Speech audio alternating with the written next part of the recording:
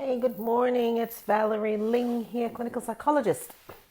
And the person in your court, will have your corner. If you are, I have your corner. I'm in your corner. It's a bit early if you're dealing with burnout. Look, I titled this video, It's Lonely at the Top, That's Rubbish, a message to entrepreneurs. Yeah, I basically wanted to get your attention, and I'm glad I got it. Good morning, Kim. Hey there, good morning. Look, it's rubbish because I want to unpack it a little bit. This idea that it's lonely at the top. I spent some time yesterday with a group of senior leaders, and I actually needed to have a really good night's sleep the night before because I was gearing up for some fiery discussion. Generally, when I've done these sorts of things, I get push. I like the push. I don't need to be rescued from the push. I think the push is great because we actually get somewhere. So it's lonely at the top. Look, this is really calling out to entrepreneurs. I've done a series on burnout. You can have a look at the post down there. There's some categories. We talk to parents. I talk to people in clergy. But one category of people we didn't get round to talking about and that we would have liked to have talked about are entrepreneurs, right?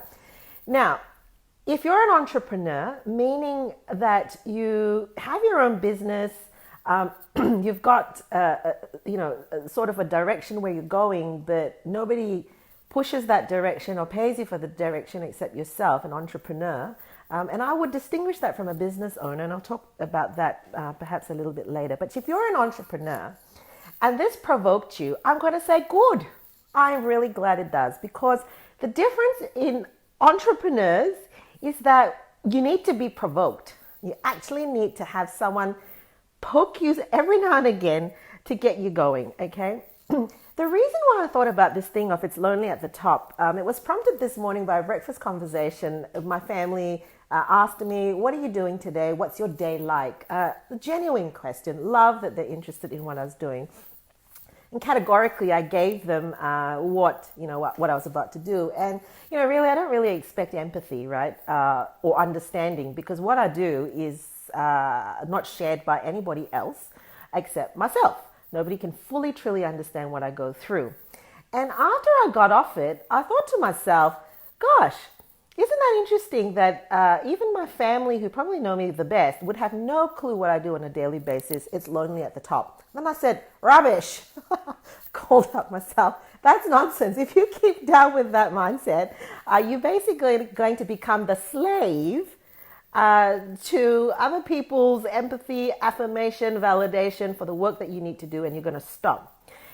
So let me unpack this idea of it's lonely at the top. It's a common thing that gets said. Kim, have you come across this? It's lonely at the top. People say this. I want to actually separate the concept of loneliness and isolation. Loneliness and isolation.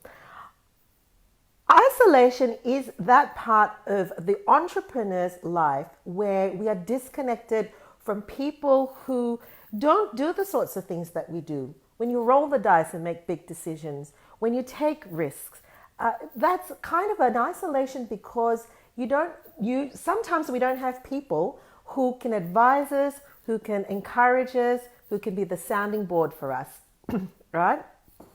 I don't have my glasses. Love the difference. Okay, between isolation and loneliness. Hey, Brett, good morning. Hey, love seeing your runs, by the way. Very inspiring and motivating. So isolation is that thing where you get to a point where you've gotten yourself in your career or in your leadership position where because you're right out there in the front, it can be isolating. Loneliness, however, is a human issue, right? Loneliness is a human issue of a lack of real, authentic human connection, friendships, significant relationships, intimacy, a sense that you're on the fringe of belonging. Now, I want to say to you that you can, because of the burn of being an entrepreneur, feel lonely. But you can do something about that, you see. You can do something about that. In order to be tanked up to take the kinds of risks and conflict and criticism that you will get that isolates you as an entrepreneur, you've got to meet those loneliness needs, which are human needs. And that is making the time. That's why I'm so big on the values-driven diary. Making the time in your week to meet those friends who are a witness to your life, to spend time with the family, because there's no point building a legacy and having nobody to leave it behind to. It's important to feed those connections. That's why I call it, and I say, being at the top or being an entrepreneur is not lonely, because you have a choice. You need to make the time. If you're burning out on the other end and you don't have any hours to spend to make connections, you will be lonely, regardless whether you're an entrepreneur or not. So let's park that there. Let's talk, however, about isolation. You see, one of the things that we talked about yesterday is the switch that happens when you are in senior leadership, okay? Now, there's an entrepreneurial switch as well. If you work for someone, you are an employee. If you work for your business 80%, 90% of the time as a self-employed person, you are a business owner because you are in the doing of your business.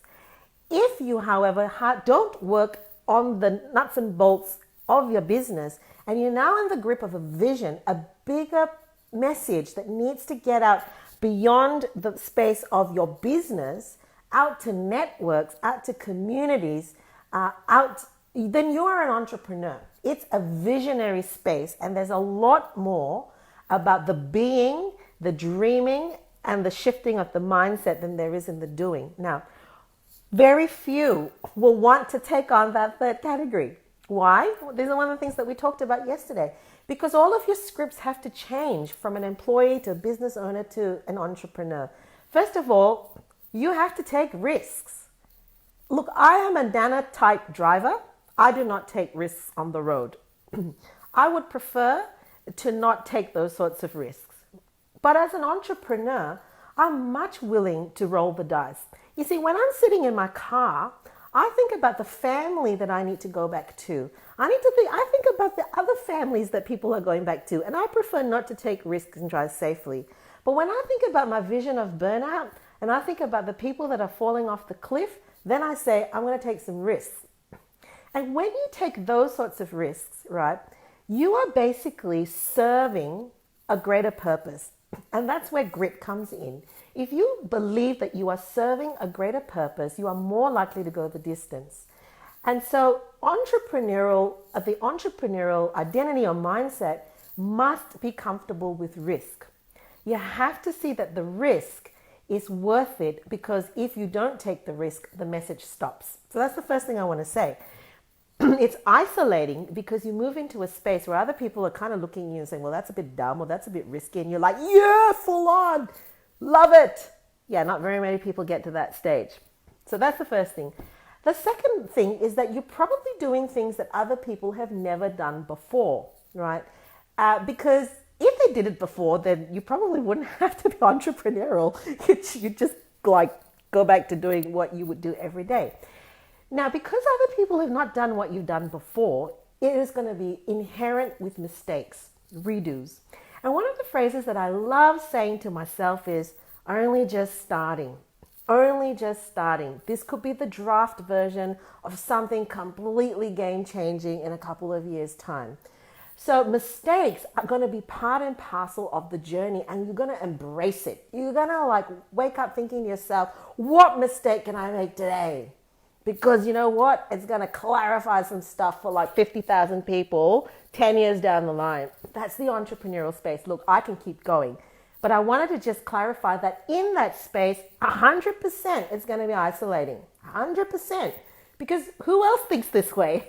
Who else would be called in by a video like this when I say loneliness is rubbish? I call it entrepreneur.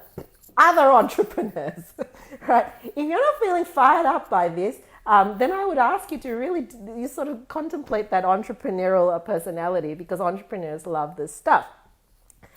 To isolation, this is what I say. You can't do it on your own. You will not have enough mental grit or relational capital to do it on your own. This is where I think of my good friend Tess Crawley. Look her up on Facebook.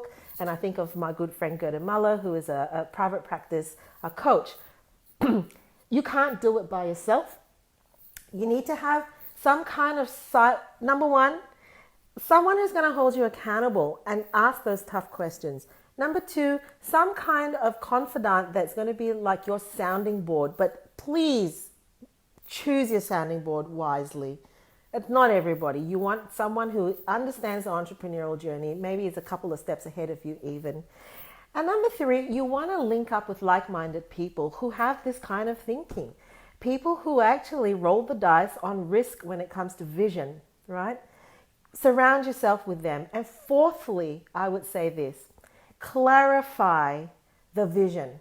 You don't want to, as an entrepreneur, you don't want to become a slave to the details, a slave to the problems, a slave to the expectations, a slave to the fear of failure. You don't want to become that. You don't want to be a slave to that. You want to be a slave to your vision. You want to be a servant to the purpose that you're giving. You want to be a servant to what you're going to leave behind. And you need other people who can share that with you. Alrighty, it's time for me to go. Flame on, be the change.